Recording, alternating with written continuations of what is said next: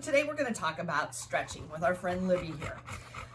Many pet owners have told me that they're a bit afraid to stretch their pets because they think they might hurt them. But the truth is that your pet is going to tell you long before you ever get to that point. But we are going to talk about a few things to make it safer and more comfortable for your pet. Stretching is really important because it maintains and or increases your pet's flexibility.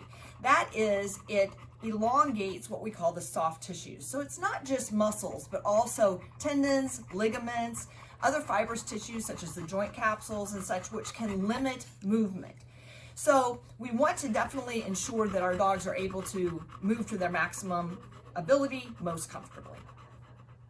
So stretching is not only important for preventing injury, but it can also be a barometer to know if your pet is injured. For example, many pets have a routine because they're good at taking care of themselves. So they might do an upward dog or a downward dog when they rise from a nap. If you start to notice that your pet is not doing those things, it may be telling you something, and it's time to listen to that. Pets tend to lose flexibility with aging or after injury. At that point, we need to step in as surrogates and stretch our pets for them. So now it's time to start stretching Libby. I'm going to start with her front end and proceed to her back end. You can do it the opposite way, but I try to be methodical to ensure that I'm not missing any major muscle groups. Libby's healthy, young, vibrant, so I'm stretching her to just make sure that she is ready for her day's activities, as well as noting if she's losing flexibility in a particular area. Prior to the segment, she had her head up on my knee, and I brought it down so she's nice and flat, and so I'm not torquing or twisting anything inadvertently. I also prefer to be on the back side of the dog because I can reach her better and not hurt my own back. So this is a reminder to all of you to make sure that you are in a comfortable position when you are stretching your dog.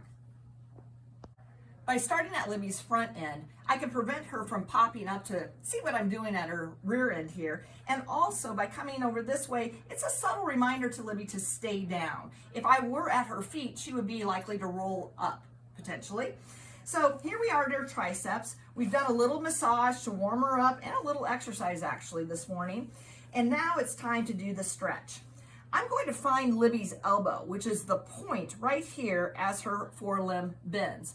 Again, just a reminder that a dog's front legs are like our arms. So this is her elbow. I'm going to cup her elbow in my hand, support the limb so it's not doing any odd twisting or turning, and push with my right hand in this case toward Libby's nose. Now the key with stretching is that we want to hold it, unlike range of motion, which is a back and forth motion primarily focused on the joints. In this case, we're working on stretching the muscles on the back side of Libby's forelimb. Not only is it a tricep stretch, but all of these caudal shoulder stabilizers are getting stretched as we open her up here as well. So one thing that I want to emphasize is when you are stretching any part of your dog, to focus on pushing versus pulling.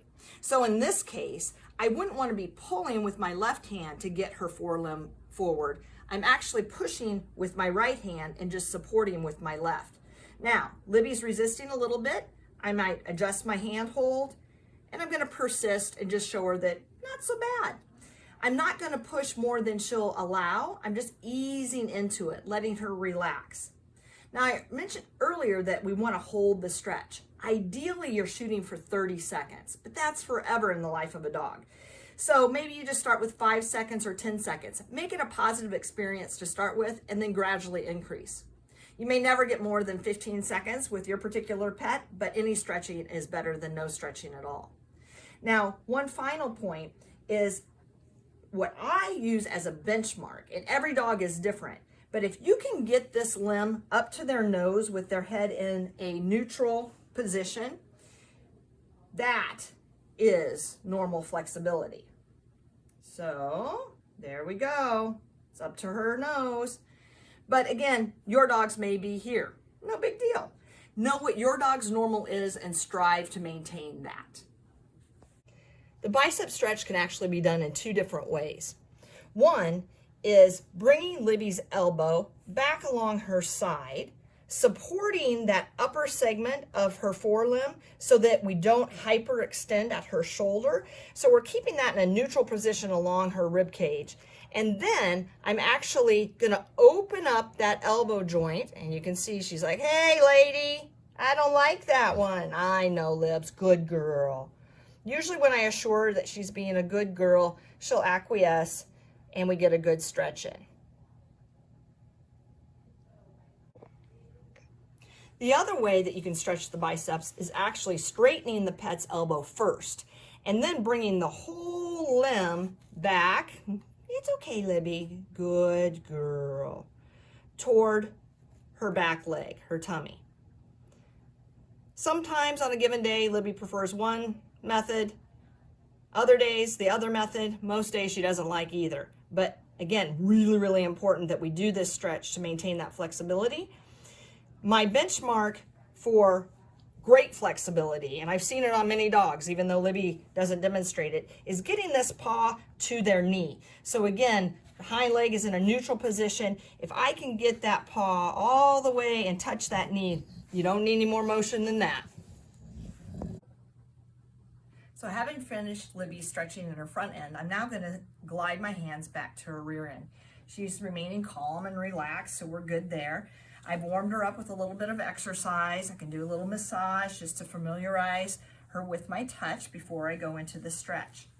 The first stretch that I'm going to do is a hamstring stretch. So like us, it's on the back side of her thigh.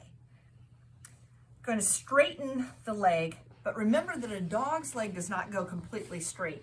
There's an angle that remains slightly at the ankle as well as the knee. So you go to that end range of motion and then pivot at the hip and bring that leg forward. Now, if you notice, as I persist, this bottom side leg starts to move a little bit. That's again a clue that I've gotten to the end range of her hamstring length. It's now pulling her pelvis and tilting her pelvis so that the bottom side leg is moving. So if you note that, then you know you've gotten to that end range of tension. Now I'm going to bring Libby's leg in the opposite direction toward her tail. Hamstrings is toward the belly. The quad stretch and the hip flexors get stretched when you bring her leg back. So same hand placement, but before I was pushing more from her ankle. Now this time I'm going to be pushing more from her thigh. I'm going to bring that leg straight back and hold.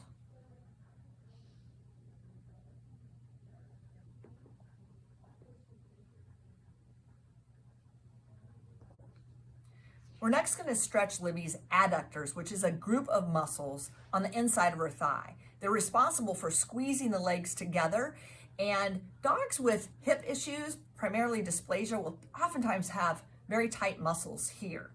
So you're simply asking them to do the splits. So my hand is very high up on the inside of her thigh. My other hand is just supporting the lower leg, and I'm lifting toward the ceiling. Normal motion is about 45 degrees from midline up toward the ceiling, and that's where I'm feeling some tension, and that's where I'm going to stop and hold it for my 30 seconds. Dogs that have had neurological issues and may be knuckling a lot, or dogs with orthopedic conditions who aren't fully weight-bearing on their limbs will oftentimes get tightness in their toe flexors, causing them to claw, if you will. So a way to address that with this stretch is to bring your hand in, kind of acting as the floor. You're going to support the upper part of the foot with your opposite hand, and then bring those toes up to the point that their foot looks as if they are in a standing position. If the toe flexors are really tight, again, your dog will tend to pull back, and you'll know because they're feeling that tension. So I hope all of you feel much more informed about stretching your pet today after watching these videos. I'd like to thank Libby and her wonderful owner Stephanie for always allowing us to use Libby as a model patient. She's awesome. So don't be afraid, be confident, get out there and stretch your pet. Thanks a lot.